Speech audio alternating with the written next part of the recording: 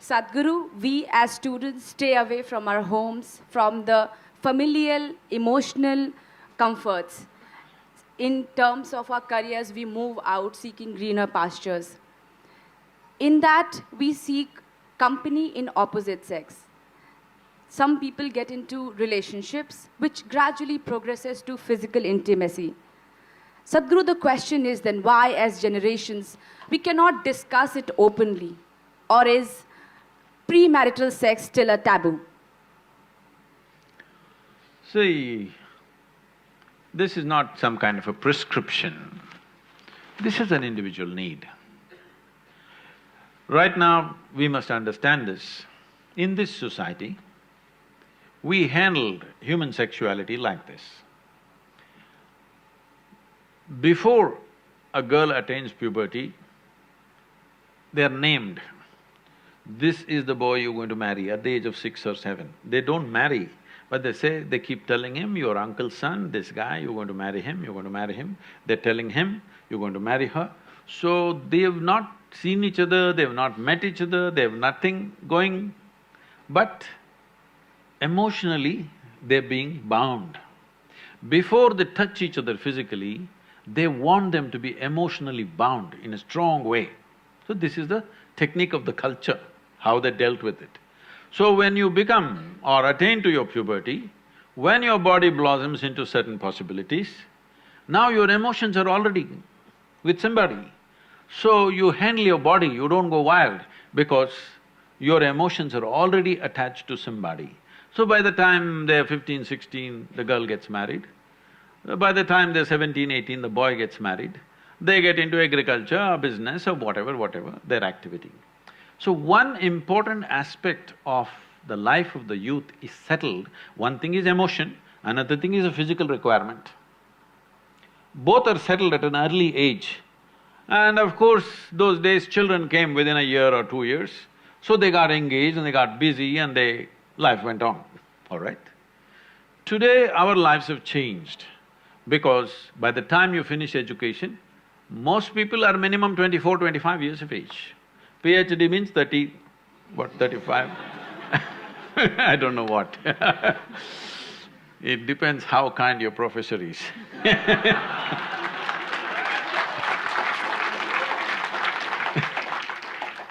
So, let us say average education time is 25 years of age. By the time they get employment and settle down somewhere to reasonable financial security, 30 years of time, all right? The peak of human hormonal function is between 15 to 30. You're not teaching people some ascetic way to live. You're not giving them some sadhana that they're transforming their energy into some other possibility and attaining to something else. There is no such thing. And there's close proximity with the opposite sex. If you don't want to address it, then you will create an unhealthy society, very unhealthy society, which unfortunately is finding expression in violent ways in our society because we've not addressed the fundamental needs of a human being.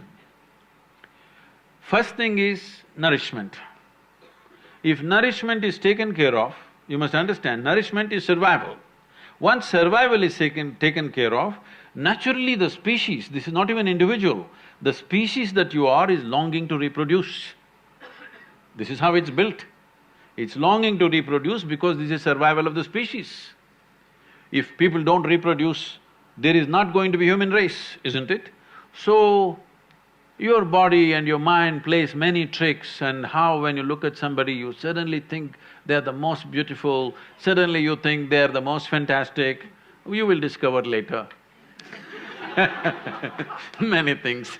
But initially, everything is clouded. See, I'm telling you, let's say you are 10, 12 years of age, you looked at people, they're quite normal. Suddenly you became 14, every little bump on somebody's body is a world by itself simply because your hormones begin to influence everything. In a way, your intelligence is hijacked by your hormones.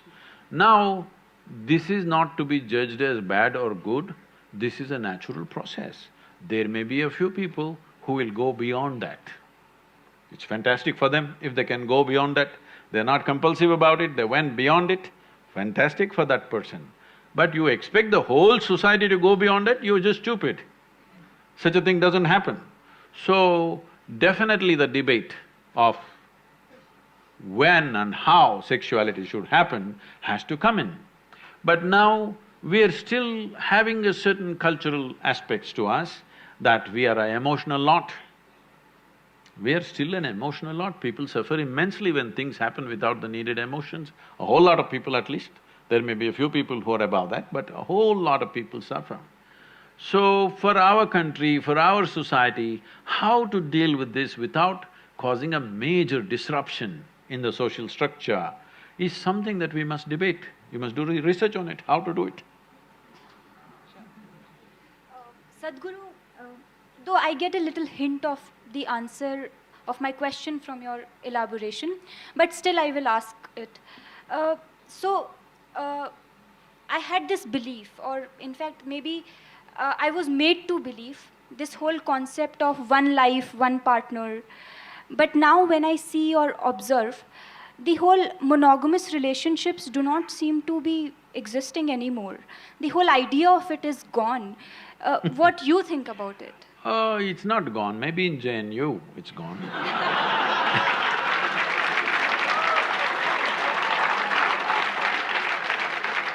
In the rest of the world, it's not really gone. Even if you go to United States where there seems to be so much promiscuity, even there, when people marry, they believe it's for life. But of course, 2 years later, life gets over. That's another matter, but when they get married, they believe it's for life. That's why they invest in the diamonds. They think it's a lifetime investment. They're putting on that, but unfortunately, for all kinds of things, relationships go wrong. And one reason they go wrong so easily is because people are meeting much later in their life. See, when people met much younger, when their personalities were not concretized, they met early, 17, 18, then two people became like one person very easily. Now they're meeting at 30. Now both are concretized, two concrete blocks. But I'm seeing young people, if they marry, they hang on. If people marry over 50 years of age, they hang on because they have again softened up, concretized again. Between 30 and 50, it's a bit of a concrete block, strong persona. Now, friction happens. Well, if they're wise, they will find something beyond. Well, monogamy and polygamy or whatever kind of gamy, if you want to see, the important thing we need to understand is, we are all here. You and me are here. This means a man and woman came together some time ago. Maybe you think their parents, they don't love, they don't do sex, they don't do anything. Just because a priest uttered a mantra, you were born, probably.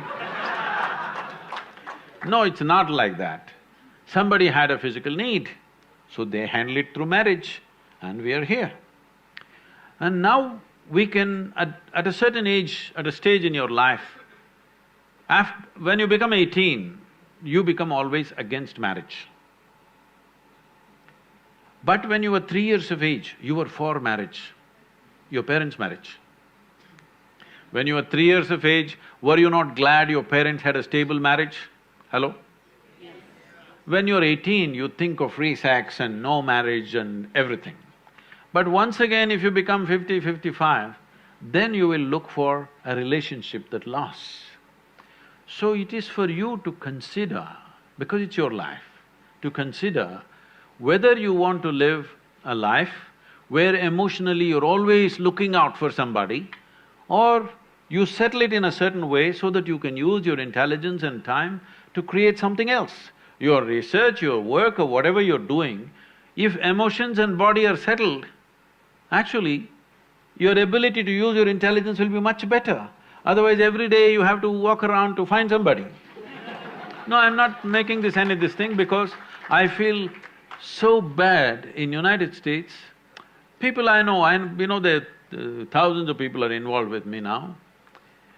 People over 40, 45 years of age, women I'm saying, wonderful people. But they are all on this… these days they've all gone online. Otherwise they go sit in a bar and wait. Somebody needs to pick them up today. It's terrible. Tinder generation. I'm sorry? Tinder generation. Whatever you want to call it. But I think it's so pathetic when a woman at 45 should have been loved and respected in a proper atmosphere. Now she's sitting there looking for some strange guy to come her way and she's going to make the judgment in the next 10 minutes when he buys her a drink or a dinner or something. This is tragic. This is tragic that you will end up without any sense of dignity. This doesn't mean everybody will go that way, but you must think of the larger well-being. Before you break a social structure, you must think whether we can replace it with a better structure. At any point in our life, let everybody understand this, whether it's a social structure or a political structure or a psychological setup in the society, whatever, before we break it, we must think through whether we have a better alternative system. Without an alternative system, if you break the existing damn thing that's working reasonably well, then it'll go crazy.